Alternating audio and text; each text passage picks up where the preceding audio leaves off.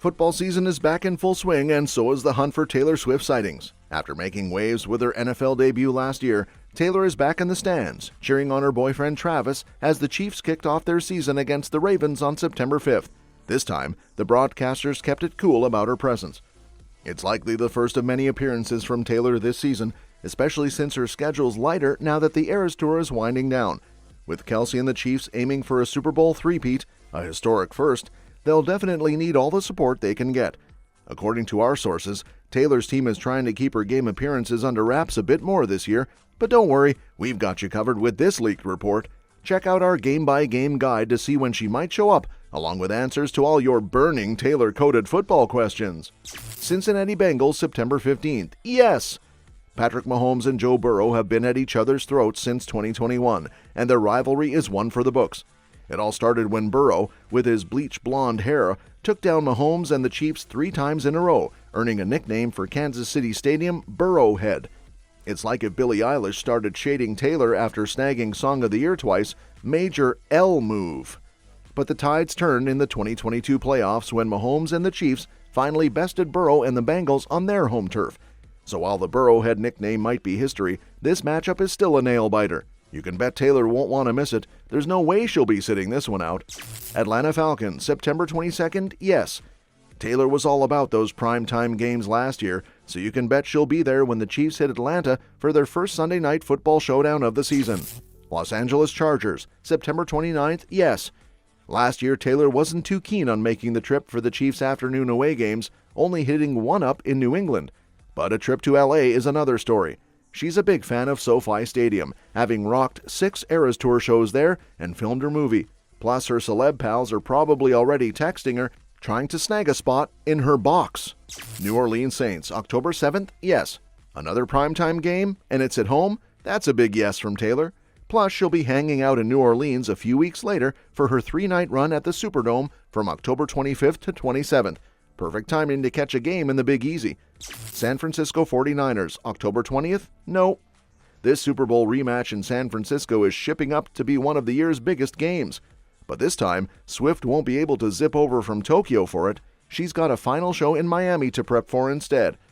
Las Vegas Raiders, October 27th? Nope. Swift saw Kelce and the Chiefs get roughed up by the Las Vegas Raiders on Christmas last year. Unfortunately, she won't be able to catch them get their revenge in Vegas this year because she'll be wrapping up her Eras Tour in New Orleans. Tampa Bay Buccaneers, November 4th. Maybe. Here's where it gets a bit tricky. Swift's last U.S. show is in Indianapolis on Sunday, November 3rd, so theoretically, she could jet back to Kansas City in time for Monday Night Football. But will she really want to? Last year, she only made it to one game the day after a concert, and that was the Super Bowl. The Bucs might be solid, but the stakes aren't quite as high. Denver Broncos, November 10th. Maybe. Swift will have an 11-day break before she heads up to Canada. If she decides to hang out in Kansas City during that downtime, you can bet she'll be at this division rivalry game, but don't be shocked if she decides to head to Toronto early or kicks back in New York instead. After all, this game is just 2 days after the Grammy nominations are announced, and a show-up would be great for some Grammy buzz. Buffalo Bills, November 17th. Maybe. When the Chiefs face off against the Bills, it's basically like Swift and Beyoncé squaring off at the Grammys. Swift will be in Toronto for her tour, but she's got a 3-day break starting November 17. Since Buffalo's just a short 60-mile flight away, she might just make a pit stop there. Plus, she had a blast in Buffalo during last season's playoffs, so don't be surprised if she shows up. And who knows, you might spot other celebs in the stands too, like Bills QB Josh Allen's girlfriend, Haley Steinfeld. Keep your eyes peeled. Carolina Panthers, November 24th? Maybe. Swift wraps up her Toronto shows on November 23rd, which means she'll have to hustle to make the 1 p.m. game the next day. But honestly, Taylor, you might want to skip this one. Trust us, it's not worth the stress of trying to make it in time. Las Vegas Raiders, November 29th? Yes. Guess what? There's now football on Black Friday. The Chiefs are hosting their second ever Black Friday game against the Raiders. Given that Swift saw Kansas City lose to Las Vegas last year, she might be itching to catch this one, especially if she's spending Thanksgiving with Kelce the day before. Los Angeles Chargers, December 8th. Nope. While the Chiefs are taking on the Chargers at home, Swift will be kicking off her final Eras Tour show ever up in Vancouver. Talk about a scheduling clash.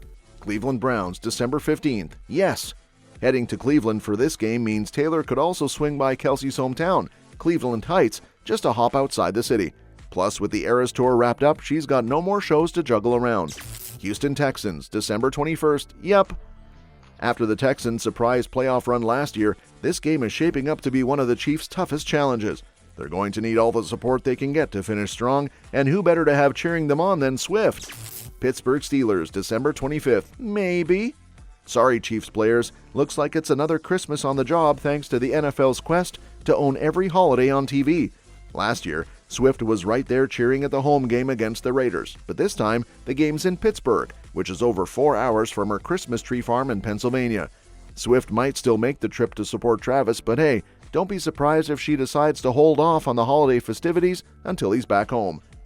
Denver Broncos, date TBD. Nope. If the Chiefs live up to the hype and clinch their playoff spot before the final week of the season, don't count on seeing much of Kelce on the field or Swift in the stands. With the playoff ticket already in hand, both will probably be taking it easy as the season winds down. Most asked questions. Is Travis well prepared? We'll see how it goes. Last season was the first time in nearly a decade that Kelce didn't hit the 1,000-yard mark, and his yards per catch took a dive too. Basically, he wasn't making those jaw-dropping grabs like he used to. To be fair, he was playing through some pretty rough knee and neck injuries, but when the playoffs rolled around, he stepped up big time, setting a career high for postseason receptions. Still, some folks are watching closely, wondering if the 34-year-old tight end might start slowing down and if the Chiefs might hold him back a bit during the regular season to save him for the crucial games. It might already be happening. He only grabbed 3 catches for 34 yards in the Chiefs' high-energy game against the Ravens. Despite this, the Chiefs seem to have faith in Kelce's game, especially after reworking his contract over the summer to make him the highest-paid tight end in the league. What's with the mustache? Oh, that. It's a classic Kelce move to start the season with a nod to Chiefs coach Andy Reid's famous mustache. "I always rock the Andy Reid special, baby," Kelce joked on a recent episode of New Heights. But this year, Swift managed to persuade him to skip his usual preseason buzz cut. Engagement rumors re-sparked. In other news, Jason Kelce might have just dropped a major hint about his brother Travis and Taylor's engagement. The retired Eagles star chatted about his future sister-in-law nabbing 7 VMAs, bringing her total to a record-tying 30 awards. That's right. She's now tied with Beyoncé for the most VMA wins ever. She is just so talented. It's ridiculous. She's so involved in every facet of it. I think what's so impressive about her is that it's so self-controlled. I think she's at that Bruce Springsteen type. Oh, I think she's past that. Oh, well, I'm not saying John Lennon and McCartney. Yeah. Elvis, Michael Jackson, Taylor Swift. Yeah. Sinatra. But when you can be the great artist as well as the great business manager as well as the great producer and When the hosts brought up Taylor's big night, Jason had nothing but praise. He gushed about her talent and the hard work she puts into her music, but it was his casual mention of Taylor as his future sister-in-law that caught fans' attention. Swifties quickly picked up on it and took to social media, wondering why Jason didn't correct the hosts. One fan tweeted, "No correction?" while another speculated, not only does he know, but he's also not afraid to be vocal about it. It's happening, we just don't know when. What's it like to be in her orbit? I mean, that whole thing. When you wear all of those hats, it's just remarkable to me that she can do all that. There's a lot of people applying attention at all times. When you're trying to be private and live your life, it can be overwhelming. He's built up such a fan base and a contingency, and are really, really just love her, which is positive and negative at times. I think that obviously. While Taylor and Travis haven't officially addressed any future plans, Jason's comments are definitely sparking some serious engagement buzz again.